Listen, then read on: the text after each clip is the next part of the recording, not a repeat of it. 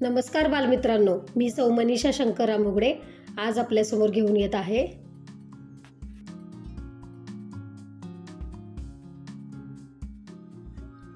इयत्ता 3 विषय परिसर अभ्यास। बालमित्रांनो, तुमच्या घरात कोण कोण असते?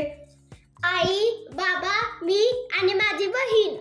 तू सांग पाहू। आजी, आजोबा, आई, बाबा, मी आणि माझा भाऊ। छान। आई, बाबा, बहीण, भाऊ, आजी, आजोबा आपण सर्वजण एकत्र राहतो, यालाच कुटुंब असे म्हणतात। तर आज आपण माझे कुटुंब आणि घर हा घटक अभ्यासणार आहोत।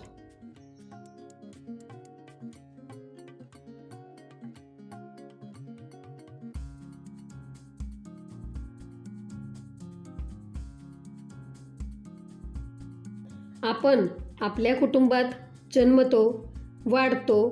आई वडील आपल्याला लहानाचे मोठे करतात, आपली काळजी घेतात। कुटुंबात आपल्याला सर्व प्रकारची सुरक्षितता मिळते। आपली अन्न, वस्त्र आणि निवारा यांची गरज कुटुंबात पूर्ण होते। कुटुंबातील इतर व्यक्तीही आपला सांभाळ करतात। कुटुंबातील व्यक्तींमध्ये जिव्हाळा असतो। प्रेम व आपुलकीमुळे आपल्याला कुटुंबात राहायला आवडते। अडीअडचणीच्या काळात सर्वजण एकमेकांना मदत करतात। आजारी पडू नये म्हणून काळजी घेतात। आजारपणात आपले आई वडील आपली देखभाल करतात।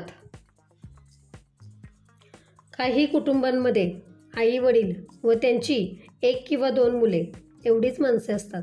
अशा कुटुंबांना छोटे कुटुंब म्हणतात। तर काही कुटुंबात आजी, आजोबा, काका, काकू, सख्खी व चुलत भावंडे राहतात।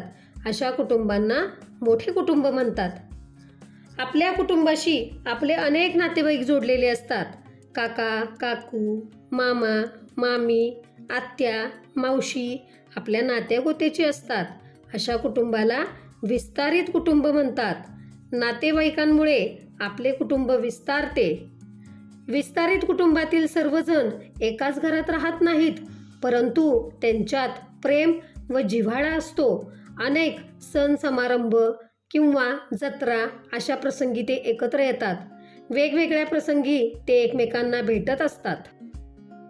छोट्या कुटुंबात एकाच व्यक्तीला सर्व कामे करावी लागतात, तर विस्तारित कुटुंबात प्रत्येक व्यक्ती काही ना काही काम करत असते, त्यामुळे सर्वजण आपापली कामे वाटून घेतात। तुमच्या विस्तारित कुटुंबात कोण कोण आहे? आजी, आजोबा, आई, बाबा, काका, काकी, दादा, ताई, मी आणि माझा भाऊ। तुमच्या विस्तारित कुटुंबातील लोक कोणत्या प्रसंगी भेटतात?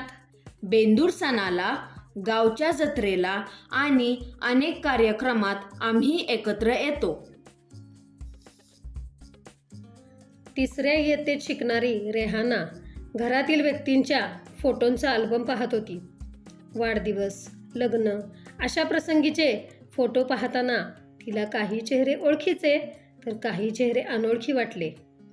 काही फोटोंमधील चेहरे तिला पुन्हा पुन्हा सगळीकडे दिसले। रेहानाला नवल वाटले। तिने आईला विचारले की हे सगळे लोक कोण आहेत? आई म्हणाली, हे सगळे आपले नातेवाईक आहेत। या फोटोंमध्ये काका, काकू, मामा, मामी दोन्हीकडचे आजी आजोबा आहेत। रेहाना आईला म्हणाली, मला सगळे नीट समजावून सांग। आईने रेहानाला समजावून सांगण्यासाठी एक चित्र काढले। हे आहेत रेहानाचे आजी आणि आजोबा। रेहानाच्या आजी आजोबांना 1 मुलगी आणि 2 मुले होती। रेहानाची आत्या लग्न होऊन सासरी गेली। रेहानाच्या आई वडिलांना रेहाना आणि सलीम अशी 2 मुले होती। तर रेहानाच्या काका काकूंना साहिल आणि सानिया अशी 2 मुली होती। साहिल आणि सानिया हे रेहानाचे चुलत भावंड आहेत। हे आहे रेहानाचा कुटुंब वृक्ष। काळाच्या ओघात कुटुंबाच्या अनेक पिढ्या तयार होतात। अशा पिढ्यांची वंशावळ तयार होते। आता तुम्हाला देखील एक उपक्रम करायचा आहे। तुमच्या कुटुंबातील सदस्यांचे फोटो चिकटवून पुढील कुटुंब वृक्ष चिकटवहीत तयार करा।